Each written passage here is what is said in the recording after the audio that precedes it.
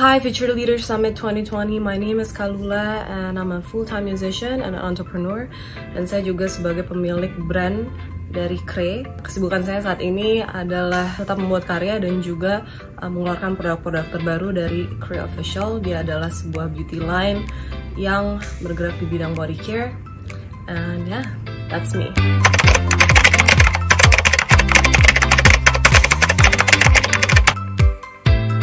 Kecintaan saya terhadap musik itu memang sudah berkembang dari semenjak saya kecil, dari semenjak saya TK.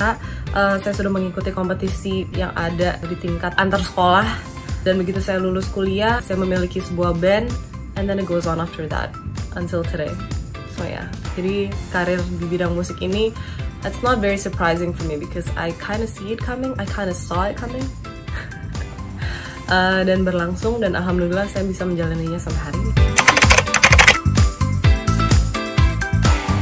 Prestasi adalah kepuasan batin dan kepuasan diri sendiri, karena tidak akan puas dan tidak akan senang hati kita kalau misalnya kita melakukan sesuatu yang kita lakukan dengan setengah hati. Jadi prestasi itu sebenarnya apabila lo merasa puas dan lo merasa telah bangga dengan apa yang lo telah bikin, lo telah buat, dan itu bisa bermanfaat bagi masyarakat dan orang-orang di sekitar lo sendiri, menurut gue itu udah cukup berprestasi.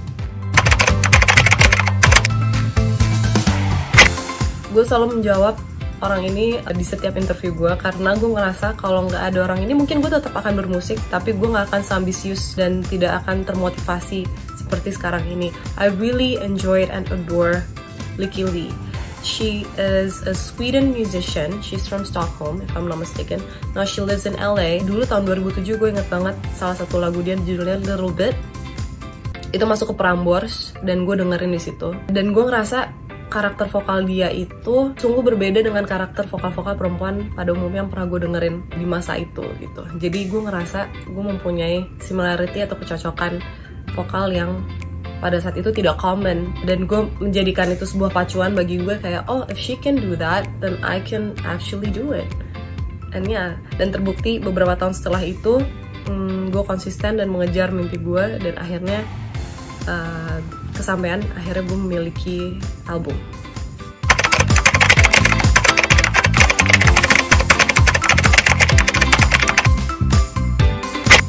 Jangan lupa bersyukur setiap hari that you are still alive and you are still doing well and you can accomplish whatever in life gives you.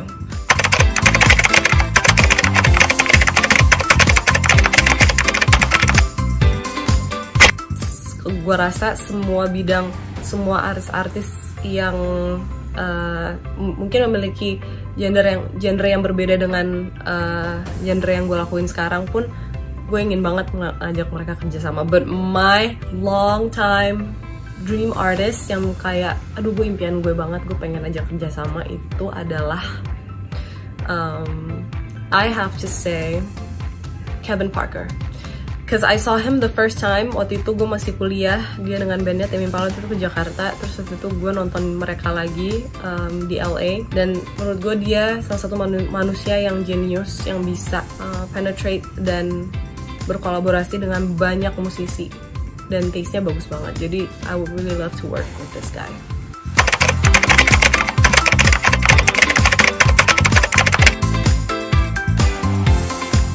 Banyak banget, you can just Google them, atau misalnya dari sekitar yang mungkin yang tadinya lo nggak peka di sekitar rumah lo, atau mungkin dari reading books, nonton your favorite serial, atau mungkin kalau misalnya lo ngerasa kayak aduh stuck banget, jangan dipaksa untuk kerja. Kalau gue sih gitu, gue pasti akan berhenti sejenak, terus gue akan ngedistract my mind dan melakukan sesuatu yang nggak biasa gue lakuin. Misalnya dulu gue suka banget ngelukis, dan gue udah gak pernah ngelukis lagi dari semenjak gue SD. Dan begitu pandemi ini, gue akhirnya cari-cari online, terus gue masukin gue beli peralatan lukis gitu, and then I started painting again, and then after that I feel like a brand new person. Sounds silly but it's true.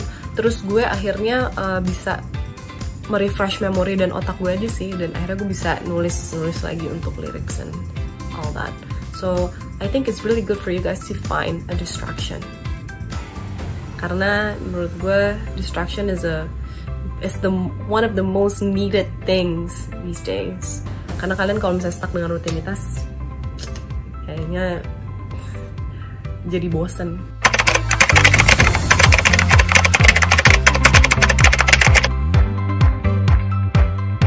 Jangan pernah berhenti cari informasi, dan jangan pernah selalu merasa lo yang paling benar, dan selalu keep it an open mind and open ears tentang opini dan segala macam informasi yang datang ke lo. Karena intinya kalau dalam sebuah tim itu lo nggak boleh selfish, dan lo harus bisa bekerja sama dengan orang lain, dan jangan takut untuk mempercayakan dan mendelegasikan pekerjaan lo kepada orang lain, apalagi kalau lo memang memiliki pekerjaan yang banyak.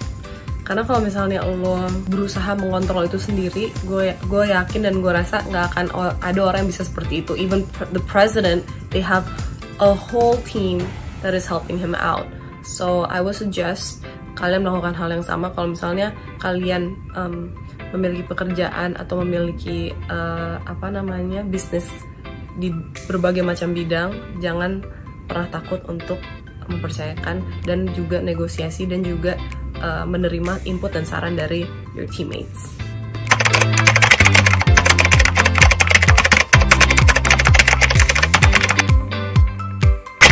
What do you want? Oke, kalau gue tipe orang yang kayak gue udah accomplish this task, I wanted to move on to another task, and I wanted to move on to another challenge. Gue adalah tipe orang yang gak gampang puas dengan apa yang gue dapat pada saat itu. Gue adalah tipe orang yang I keep on challenging myself and to push myself further and further and further. Tapi gue juga masih melihat logikanya kayak what are the outcomes of what I'm gonna do, or the consequences if I am going to that path. Tapi tetap langkah terbesar dalam hidup gue mungkin saat ini dari seluruh karya ataupun pekerjaan yang pernah gue lakukan, mungkin adalah di saat gue berani beranjak dari musik dan memperlebar sayap gue di bidang entrepreneurship, which is Cray. Karena it's a whole different level of work field, dan gue ngerasa ini challenge yang baru banget buat gue, dan dimana gue waktu itu juga lumayan sedikit fed up karena gue orangnya gampang bosan. Begitu gue bosan, gue ingin mencari pelarian atau mungkin gue mencari satu hal yang lain, tapi yang gue tahu itu masih dalam range yang bisa gue gapai gitu, which is adalah Cray pada saat itu, karena gue juga pecinta body care and skin care and so on and so on. Jadi gue selalu nge-treat semua obstacle yang ada di depan gue itu sebagai challenge yang bisa gue tackle gitu. Cara menemukan jati diri kalian adalah dengan terus melakukan pekerjaan yang kalian lakukan sekarang. Keep on doing it, dan jangan pernah takut untuk memulai suatu hal yang baru. That's the key. Jangan pernah takut untuk memulai suatu hal yang baru, because you'll never know.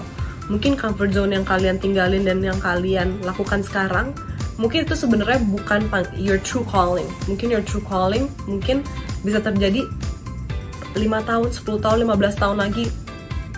I've heard a lot of stories that people ada yang achieve their success in their 50s, in their 40s, or even in their 60s. Jadi nggak ada batasan umur untuk achieve sesuatu hal yang mungkin yang kalian rasain sekarang kayak nggak possible gitu. Tapi mungkin setelah kalian mengalami beberapa kali obstacle dan tantangan dan pekerjaan yang berlalu lalang depan kalian, akhirnya kalian menemukan that one thing that really suits you and your life, because we are still growing.